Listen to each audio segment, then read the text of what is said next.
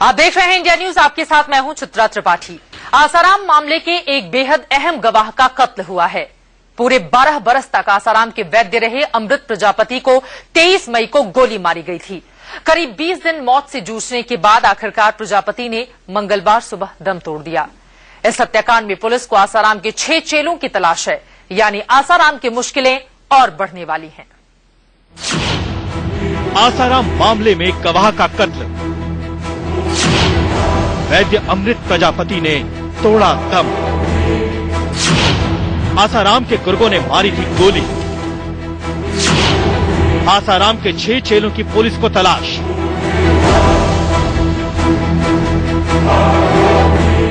आसाराम मामले में पहला कत्ल हुआ है।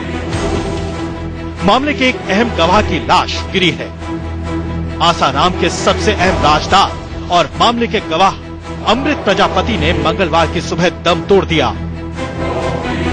मौत की वजह बनी वो गोली जो कथित तौर पर आसाराम के कुछ खूंखार चेलों ने प्रजापति को 23 मई को मारी थी। अमृत प्रजापति आसाराम मामले के सबसे अहम गवाहों में से एक था। दरअसल प्रजापति ने अपनी जिंदगी के करीब 12 साल आसाराम की सेवा में गुजारे थे।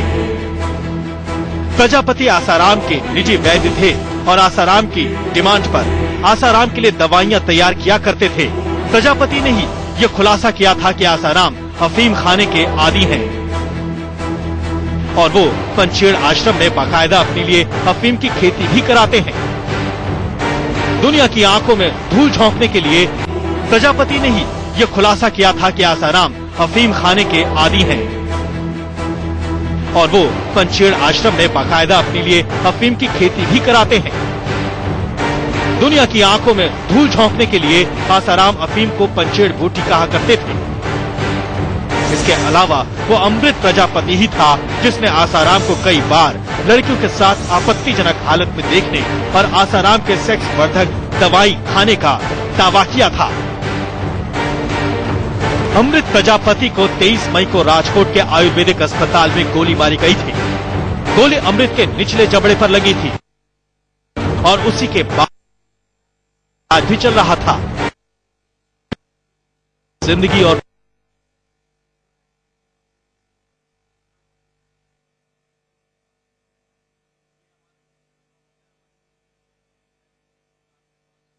ये थे।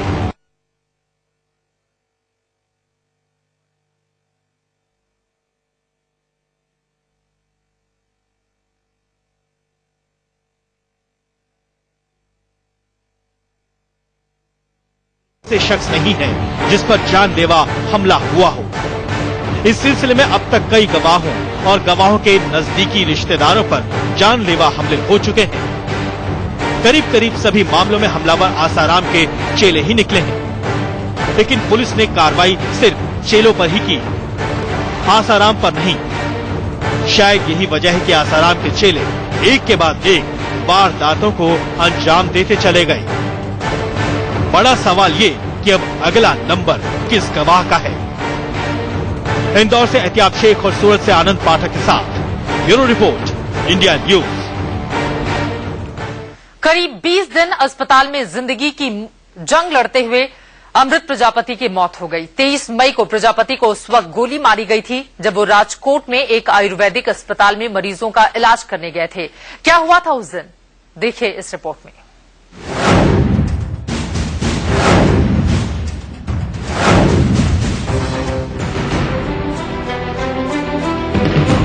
शुक्रवार दोपहर अमृत प्रजापति को गोली मार दी गई।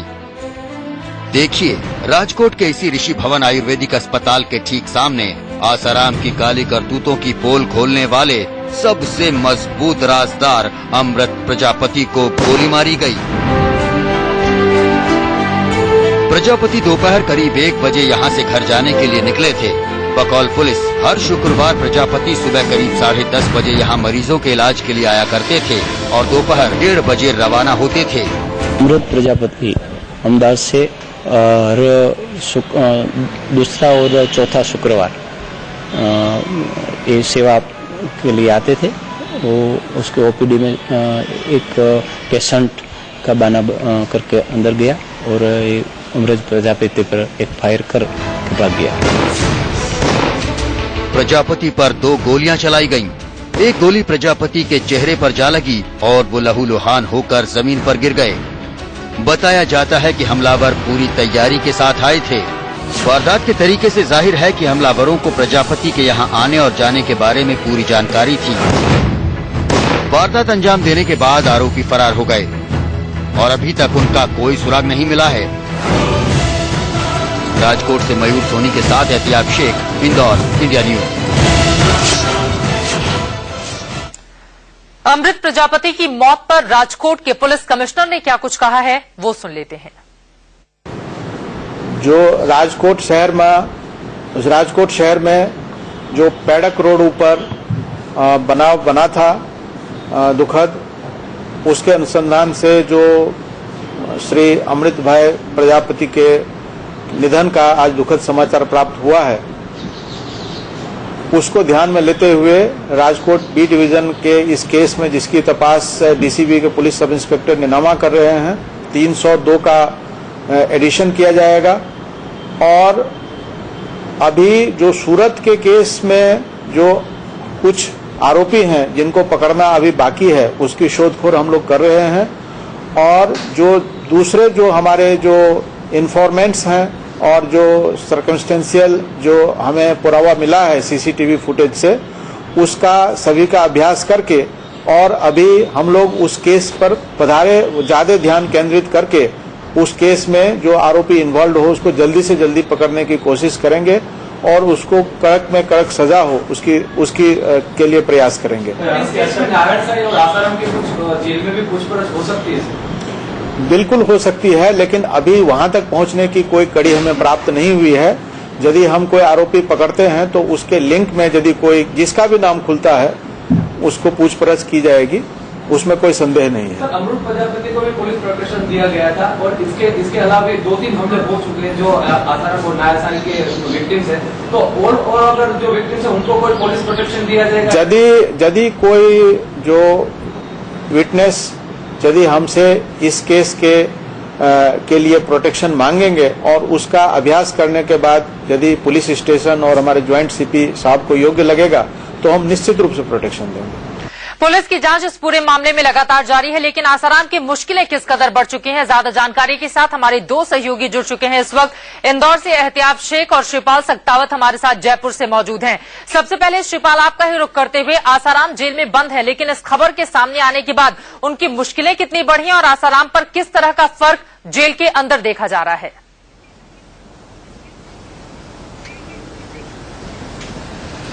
देखिए चित्रा, ये पूरा मामला आसाराम के खौफनाक चेहरे को सामने लाता है। अपराधी तो वो पहले ही साबित हो चुके हैं। अब अमृत प्रजापति ने मरने से पहले जो बयान दिए थे, जो लिखित में जो नाम लिखे थे 6 संदिग्ध लोगों के जो आसाराम के चेले थे, सीधे तौर पर आसाराम की तरफ उन्होंने इशारा किया था। और अब 302 में ये मामला दर्ज होने के बाद, हत्या का मामला दर्ज होने के बाद आसाराम के खिलाफ एक हत्या की साजिश का मामला भी उनके खिलाफ बन सकता है और उनकी मुश्किलें और बढ़ सकती है। हालांकि आसाराम जिस तरह से जेल में आराम की मुद्रा में है, जिस तरह से अस्पताल में आने के बाद आराम करते नजर आते हैं, इंडिया न्यूज उनका लगातार खुलासा करता रहा। और उसी वक्त अगर पुलिस इस बात को समझ पाती कि आसाराम जेल में रहने के बावजूद किस तरह की सुविधाओं को भोग रहा है, किस तरह के आराम और ऐशो आराम में रह रहा है, उसी से कम उन गवाहों पर फोकस किया जाना चाहिए था। गवाहों की सुरक्षा बढ़ाई जानी चाहिए। बिल्कुल, गवाहों की सुरक्षा सुनिश्चित की जानी चाहिए थी। इस वक्त रवि शर्मा भी हमारे साथ जुड़ चुके हैं और रवि ने लगातार इस केस को, यानी कि आसाराम के केस को फॉलो किया है। रवि, यहाँ पर आसाराम की मुश्किलें कितनी ज्यादा बढ़ने जा रही हैं अमृत प्रजापति की मौत के बाद? देखिए, गवाहों पर लगातार हमले हुए हैं और जो तीसरा हमला हुआ था गवाह पर, उस सिलसिले में एक शख्स की गिरफ्तारी हुई थी जिसका नाम प्रकाश था। लेकिन जो गिरफ्तारी हुई थी वो बड़ी अहम जगह से हुई थी। दरअसल वो जोधपुर के उसी अस्पताल से गिरफ्तारी हुई थी जहां पर आसाराम एडमिट हुए थे बीमारी का बहाना करके। वहीं पर वो उनकी सेवा कर रहा था और वो बाकायदा गवाह पर हमले के एक मामले में वांटेड था, प्रकाश नाम का वो शख्स। तो कहीं ना कहीं आसाराम पर शक की सुई लगातार जो है घूमती रही है और इस ताजा मामले के बाद, जो कि अब हत्या का मामला बन चुका है, आसाराम के खिलाफ जो है एक केस बन सकता है। और इस वक्त जो सूरत की पुलिस है और गुजरात पुलिस है, वो लगातार इस बारे में सोच रही है कि उनको इस मामले को अब किस तरह से आगे बढ़ाना है। यकीनी तौर पर आसाराम की मुश्किलें बढ़ेंगी।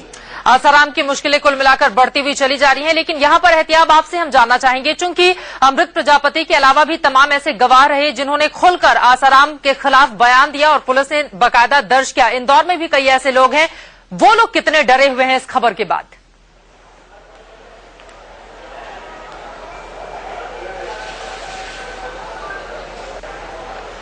चित्रा, सबसे बड़ी बात ये हो जाती है कि जब से आसाराम की गिरफ्तारी के बाद में, नारायण साई की गिरफ्तारी के बाद में एक के बाद एक हमले होते जा रहे हैं और उन हमलों के बाद में पुलिस ने ये कहा था कि कहीं ना कहीं सभी गवाहों को सुरक्षा मुहैया कराई जाएगी।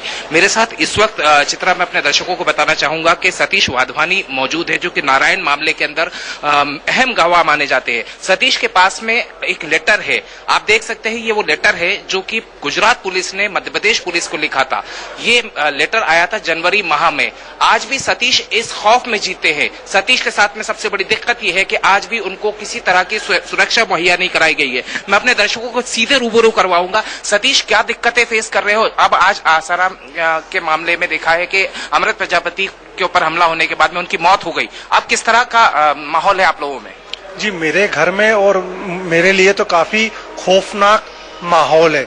मेरे को कभी भी ये अटैक करवा सकते हैं, किसी प्रकार का भी मेरे पे हमला ये कर सकते हैं, मुझे और मेरे परिवार पे ये। चित्रा, जहां तक बात की जाती है इन गवाहों की, तो निश्चित रूप से ये कहा जा सकता है कि जो इंदौर में मौजूद है, इंदौर के अलावा उत्तर प्रदेश में गवाह मौजूद है, उसके अलावा हरियाणा में गवाह मौजूद है, उन सभी गवाहों को जो गुजरात से बाहर हैं, उनकी सुरक्षा के लिए अभी किसी तरह के कोई पुख्ता इंतजाम नहीं किए गए और निश्चित रूप से उनके अंदर एक भय व्याप्त है। और खासतौर पर आज की घटना के बाद में जब अमृत प्रजापति की मौत की खबर मिली, तो सभी गवाहों से जिन से बात हुई थी, सभी का ये कहना है कि कभी न कभी उनका नंबर आ सकता है। निश्चित रूप से एक बहुत ज्यादा भय का माहौल है। जहां तक बात की जाती है, वो सिर्फ एक गुहार लगा रहे हैं, अपनी सुरक्षा की गुहार लगाने में लगे हैं। उनकी उम्मीद ये है कि कहीं ना कहीं पुलिस उनको सुरक्षा मुहैया कराएगी, ताकि उनके ऊपर इस तरह के जो हमले होते जा रहे हैं वो हमले आगे न हो। लेकिन निश्चित रूप से लगातार 6-7 हमले होते आए। सभी हमलों के अंदर शक की सुई जो है नारायण साई और आसाराम की तरफ ही जाती है, लेकिन अभी भी उनके ऊपर कोई भी किसी भी तरीके का कोई नकेल नहीं कसी गई है। तो निश्चित रूप से ये कहा जा सकता है कि चित्रा, आज के हालात ये है कि गवाहों में वाकई में एक भय सा व्याप्त हो चुका है। डर और दहशत का माहौल इस वक्त उन गवाहों में देखा जा रहा है जिन्होंने खुलकर नारायण साई और आसाराम के खिलाफ अपनी बातें सामने रखी थी। अमृत प्रजापति की मौत के बाद सवाल ये खड़ा हो रहा है कि क्या सारे गवाहों को अब सुरक्षा मुहैया कराई जाएगी? वहीं पुलिस को आसाराम के 6 चेलों की तलाश है। ये वो 6 चेले हैं जिनका नाम प्रजापति ने पुलिस को पूछताछ के दौरान बताया था और चेलों की वजह से कत्ल का शक आसाराम पर जा रहा है। आसाराम पर शक की कोई एक वजह नहीं है। बीते कुछ वक्त में आसाराम केस से जुड़े कई लोगों पर हमले हुए। बकौल पुलिस पिछले सभी हमलों में आसाराम के आश्रमों से जुड़े लोग ही पकड़े गए हैं।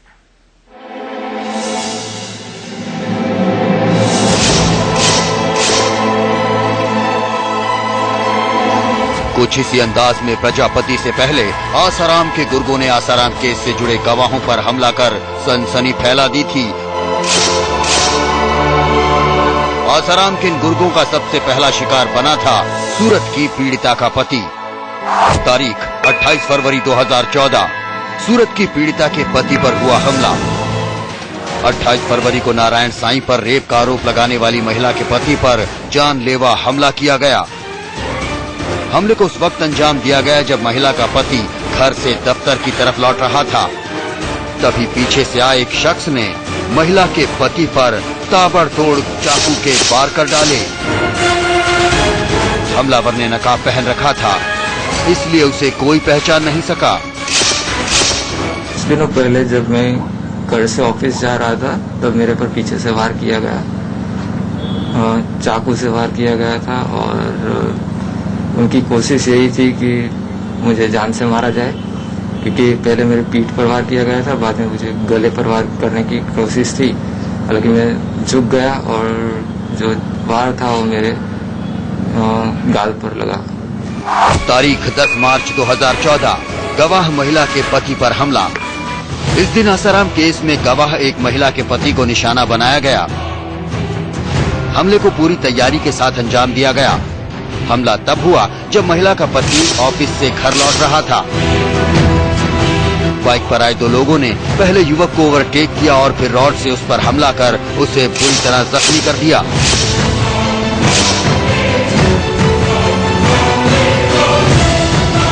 बाइक से जा रहा था, घर की ओर ही आ रहा था। घर से 200 मीटर के दूरी पे ही अचानक पीछे से कोई बाइक वाले आए। मेरे को तो पता नहीं बाइक वाला है, मेरे को तो सिर पे जैसे जोर से चोट फटका मारा, मैं एकदम बेहोश होकर गिर गया। तारीख 16 मार्च 2014, गवाह की मदद करने वाले शख्स पर हमला। 16 मार्च को आसाराम के पुराने दुश्मन कहे जाने वाले दिनेश नाम के शख्स पर एसिड अटैक किया गया। दिनेश आसाराम केस में गवाहों की मदद कर रहा था। हालांकि तीनों ही मामलों में किसी की जान नहीं गई, लेकिन इन हमलों से जाहिर हो गया कि हमलावर आसाराम के गुर्गे हैं और ये बात तब पुख्ता हो गई जब सूरत पुलिस ने इस मामले में आसाराम के ही कुछ गुर्गों को गिरफ्तार कर लिया। ये सभी आसाराम के आश्रम से संबंध रखते हैं और काफी साधक के तौर पे काम किए हुए हैं और इन लोगों को आश्रम से काफी मदद भी मिलती रही है।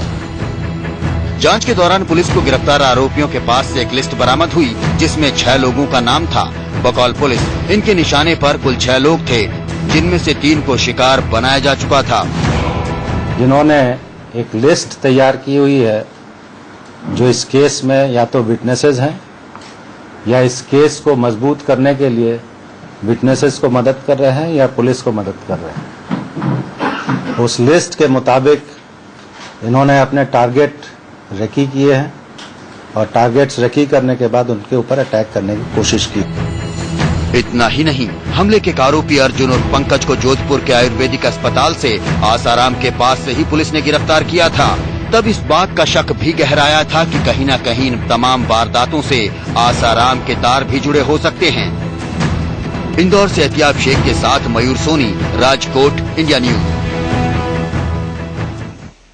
तो अमृत प्रजापति का ये कोई पहला मामला नहीं है, क्योंकि इसके पहले भी कई लोगों पर हमले होते रहे हैं और इसी वजह से सबसे बड़ा सवाल यही है आसाराम। Rajkot, India news. तो अमृत प्रजापति का ये कोई पहला मामला नहीं है, क्योंकि इसके पहले भी कई लोगों पर हमले होते रहे हैं और इसी वजह से सबसे बड़ा सवाल यही है आसाराम की मुश्किलें कितनी बढ़ती हुई चली जा रही हैं। हमारे साथ तमाम सहयोगी जुड़े हुए हैं, लेकिन रवि, यहां पर जो पुलिस कमिश्नर की ओर से बात कही गई है कि चूंकि कोई गवाह सामने आए अमृत प्रजापति मामले में, उसके बाद इस जांच को हम आसाराम से जोड़कर देखेंगे। आपको लगता है क्या कि जल्दी कार्रवाई इस पूरे मामले में करेगी पुलिस? देखिए, पुलिस के पास 2 लिस्ट हैं इस वक्त। एक लिस्ट वो जो पहले आरोपी गिरफ्तार हुए थे उनके पास से बरामद हुई थी, जिसमें कि उन लोगों के नाम थे जिन पर हमले किए जाने थे और उसमें प्रजापति का नाम तीसरे नंबर पर था। इसके बाद जो दूसरी लिस्ट बरामद हुई है, ये लिस्ट वो है जो खुद अमृत प्रजापति ने, क्योंकि गोली चेहरे पर लगी थी, वो बोल नहीं सकते थे, तो उन्होंने अपना जो बयान दिया कि उनको किन किन पर शक है, उन्होंने आसाराम के क्लोज एड जो हैं 6 लोगों के नाम पुलिस को दिए थे, लेकिन पुलिस उन्हें अब तक तलाश नहीं कर पाई। 20 दिन की जद्दोजहद कर मौत के साथ आज अमृत प्रजापति की जान चली गई है, उसने दम तोड़ दिया है। बड़ा सवाल यह है कि पुलिस इस फेलियर के लिए अपनी जिम्मेदारी कब लेगी आखिरकार, क्योंकि बीते लंबे समय से वो इन 6 लोगों की तलाश कर रही है, वो उन्हें गिरफ्तार नहीं कर पाती है। उसके पास लिस्ट पहले से मौजूद थी किन पर हमले हो सकते हैं। अमृत प्रजापति हिट लिस्ट में बहुत ऊपर थे, बावजूद उसके सिर्फ एक कांस्टेबल उनको दिया गया और वो कांस्टेबल जो है वो कांस्टेबल भी जो है उस वक्त गया हुआ था कहीं पर जब वारदात हुई। तो कहीं ना कहीं इससे साफ होता है कि पुलिस अपने आप में बहुत बड़े फेलियर का सामना यहाँ पर कर रही है और उसको स्वीकारने में कहीं ना कहीं कोताही बरत रही है। बिल्कुल, लेकिन कम से कम आगे ऐसा ना हो, इसके लिए भी पुलिस को सीख लेनी होगी। एहतियात यहाँ पर जानना चाहेंगे, जो आपके साथ गवाह मौजूद हैं जिन्हें डर सता रहा है आसाराम और नारायण साईं के साधकों से, वो अब क्या चाहते हैं सरकार और पुलिस से?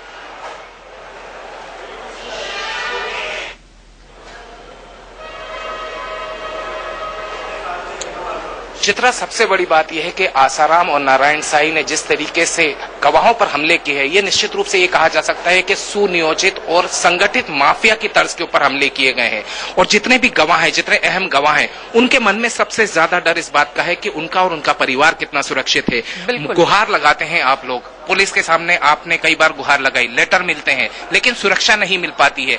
क्या चाहते हैं अब? आपको किस तरीके की सुविधाएं और किस तरह की चीजें आप चाहते हैं कि आपका परिवार और आप सुरक्षित रहे? बस हम तो इतना चाहते हैं कि मुझे और मेरे परिवार को सुरक्षा प्रदान करी जाए, तो मेरे मन में थोड़ी बहुत शांति होए।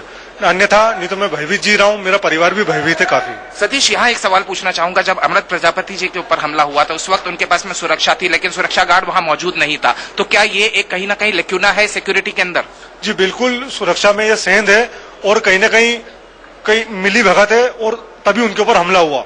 और सतीश, एक सवाल मैं और पूछना चाहूंगा कि आपने एक बात का जिक्र कर रहे थे कि जिस तरीके से अब हमले तेज होते जा रहे हैं, तो जो बेल मिलती जा रही है कुछ लोगों को जो आसाराम से रिलेटेड रहे हैं, तो क्या ये अहम वजह हो रही है?